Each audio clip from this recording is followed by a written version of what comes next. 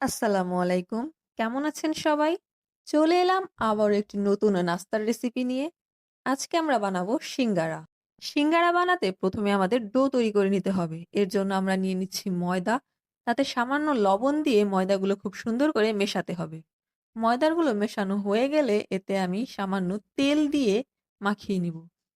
একবারে তেল না দিয়ে কিছুক্ষণ পর, পর এভাবে তেল দিয়ে খুব ভালো করে ময়দাটা মাখাতে হবে।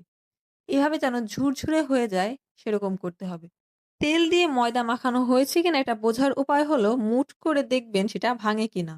এরপর কিছু কালো জিরা নিয়ে নিচ্ছি। কালো জিরা নেওয়ার পরে এগুলো মেশাতে হবে। পরিমাণ মতো পানি নিয়ে একটি শক্ত ডো তৈরি করে নিতে হবে। ডোটি যেন খুব বেশি শক্ত বা খুব বেশি নরম না হয় সেটি লক্ষ্য রাখতে হবে। আমি দেখিয়ে দিচ্ছি ডোটি কেমন হবে।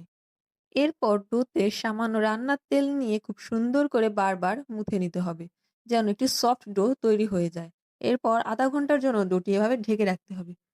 এই ফাঁকে আমি কিছু বাদাম ভেজে নিয়েছি সিঙ্গারার মধ্যে দেওয়ার জন্য। আপনি এখানে যে কোনো বাদাম ব্যবহার করতে পারেন, আমি এখানে চীনা বাদাম ব্যবহার করছি। সিঙ্গারার ভেতরের পুর তৈরি করার জন্য একটি প্যানে তেল নিয়ে তেল গরম করে কিছু গরম মশলা দিয়ে দিচ্ছি। গরম মসলা সামান্য ভেজে তারপর এখানে পেঁয়াজ কুচি ও মরিচের কুচি দিয়ে দিবেন। পেঁয়াজ আর মরিচ লাল হয়ে আসলে তাতে আদা রসুন বাটা ও সামান্য পানি দিয়ে কষিয়ে নেবেন। এরপর এতে পরিমাণ মতো হলুদের গুঁড়া, শুকনা মরিচের গুঁড়া, ধনিয়ার গুঁড়া, স্বাদ মতো লবণ দিয়ে মসলাটা কষিয়ে নেবেন। মসলাটা কষানোর জন্য কিছুক্ষণ ঢেকে রাখবেন, এতে মসলার যে গন্ধ সেটা থাকবে না।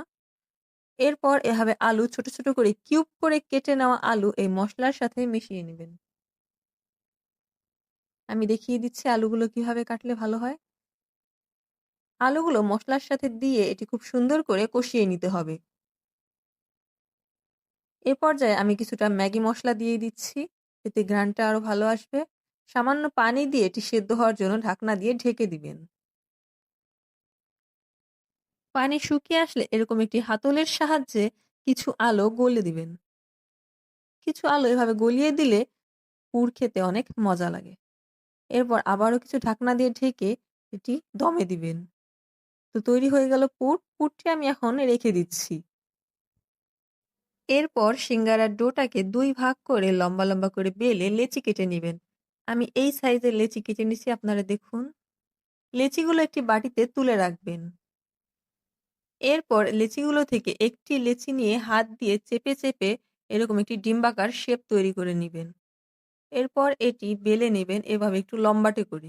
তারপর সেটি ২ ভাগ করে সিঙ্গারা তৈরি করার জন্য একটি অংশ নিয়ে নিবেন। আমি এখানে থিকনেসটা দেখিয়ে দিচ্ছি। এটি খুব মোটা বা খুব পাতলাও হবে না। ঠিক এরকম হবে। তারপর সেটি ২ ভাঁজ করে আমার দেখানো মতো সিঙ্গারার শেপ দিয়ে নিবেন। আমি এখানে দেখিয়ে দিচ্ছি, মন দিয়ে দেখুন। এভাবে সিঙ্গারার শেপ দেওয়া, সেখানে পুর দিয়ে ৩-৪ টা বাদাম দিয়ে হাত দিয়ে চেপে, চেপে পুর ভরে দিবেন। তারপর অপর সাইডের ২ টি অংশ ভাঁজ করে এভাবে ৪ পাশ চেপে, চেপে দিবেন। এভাবেই তৈরি করবেন একটি সিঙ্গারা। দেখিয়ে দিচ্ছি সিঙ্গারাটা দেখতে কেমন হয়েছে। বাকি সিঙ্গারাগুলো এভাবে তৈরি করবেন। আমি এখানে সবগুলো তৈরি করে রেখেছি।